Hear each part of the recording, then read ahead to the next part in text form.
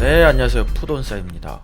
프리미어리그 15라운드 울버햄튼과 토트넘의 경기.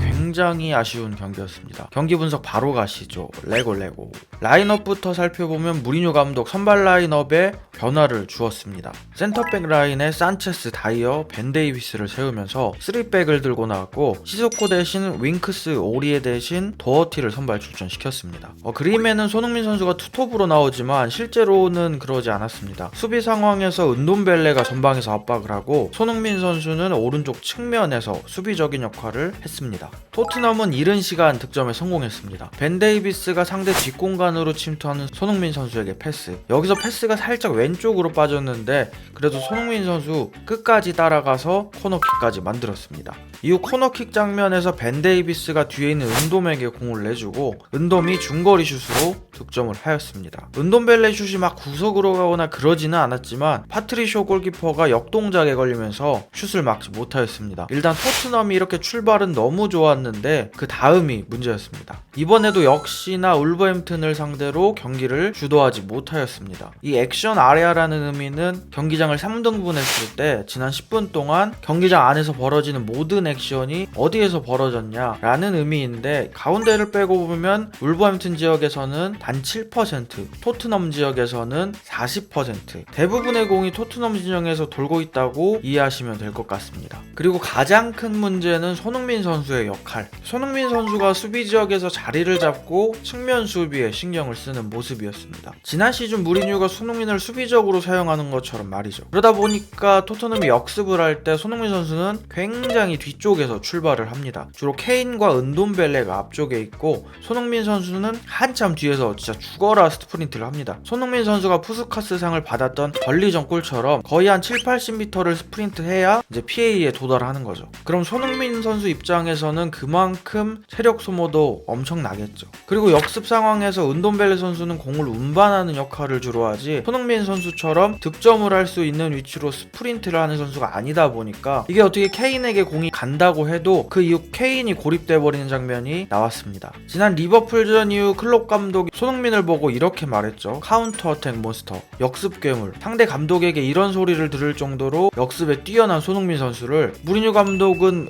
왜 이런 재능 낭비를 시키냐 하면 바로 시소코 선수 때문입니다. 보통 시소코 선수가 있을 때는 시소코 선수가 측면 수비를 많이 커버하는데, 하지만 오늘 경기에서는 윙크스 선수를 선발로 내보내는데 시소코의 수비적인 역할을 윙크스가 완벽하게 해내기에는 두 선수의 수비적인 능력 차이가 꽤 납니다. 그렇기 때문에 누군가는 시소코가 해주던 수비적인 역할을 해줘야 되는데 그게 바로 손흥민 선수. 무리뉴 감독은 리그에서 득점왕 경쟁을 할 만큼 공격적으로 중요한 뛰어난 손흥민 선수를 오늘 윙백처럼 활용을 하였습니다. 그리고 이렇게 손흥민을 내리면서까지 윙크스 호이비에르 라인을 돌렸지만 딱히 별 효과는 없었습니다. 후반 53분에 올라온 점유율 데이터를 보면 후반전 점유율 울버햄튼 69%, 토트넘 31%.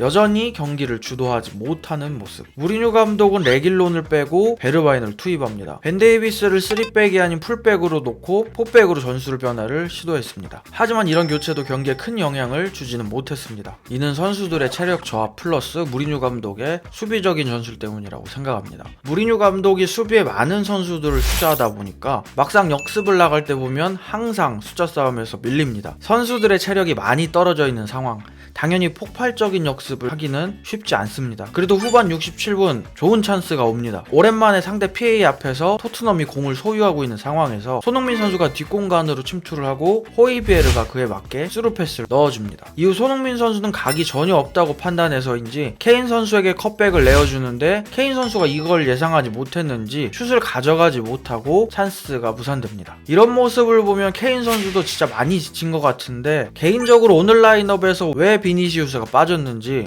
궁금합니다. 그리고 후반 82분 손흥민 선수는 라멜라 선수와 교체가 됩니다. 그리고 정확히 3분 후 토트넘은 실점을 합니다. 또다시 세트피스 상황에서. 이거는 뭐 누구 탓할 필요도 없이 너무 명확하게 자연스럽게 벤 데이비스가 놓쳤죠. 하지만 저는 이 맨투맨 설정 자체도 문제가 있다고 생각합니다. 득점을 한 사이스의 키는 190cm, 벤 데이비스의 키는 181cm, 키가 거의 한 10cm 차이가 납니다. 물론 마크를 놓친 게 가장 크지만 피지컬이 비슷했다면 몸싸움이라도 할 수 있지 않았을까 생각이 듭니다. 결국 토트넘은 또다시 리드를 지키지 못하면서 1대1로 경기를 마쳤습니다. 토트넘은 2위로 올라갈 수 있는 찬스를 살리지 못하면서 리그 5위, 리그에서 4경기 연속 승리를 하지 못했습니다. 그리고 경기 후 무리뉴 감독은 이런 인터뷰를 했습니다. 단순히 골을 못 넣은 게 아니라 위협적이지도 않았다. 그리고 야망이 없었다.